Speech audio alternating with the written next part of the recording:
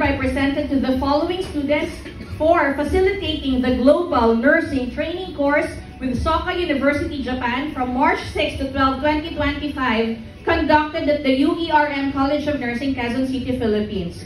Diane Erin D. Santiago, Anne-Marie Stella S. Tria, Christine Maria Isabel C. Guzman, Mary Bethany T. Jerusalem, and Diane Patrice P. Sakdalan. And the medal is hereby presented to the student who achieved the highest grade in related learning experience component, showcasing clinical competence, critical thinking abilities, and a good working relationship with patients, families, and other members of the healthcare team. Mary Bethany T. Jerusalem.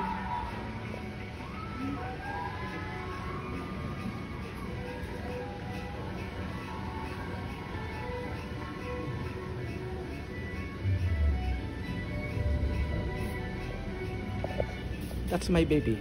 We would like to request the overall clinical coordinator for clinics to stay on stage for photo opportunity.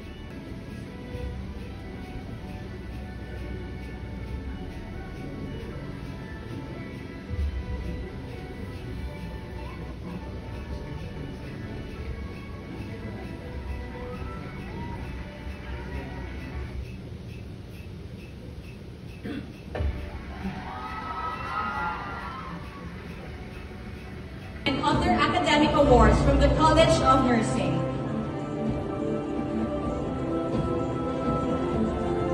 Mary Bethany Tolentino Jerusalem, class salutatorian cum laude.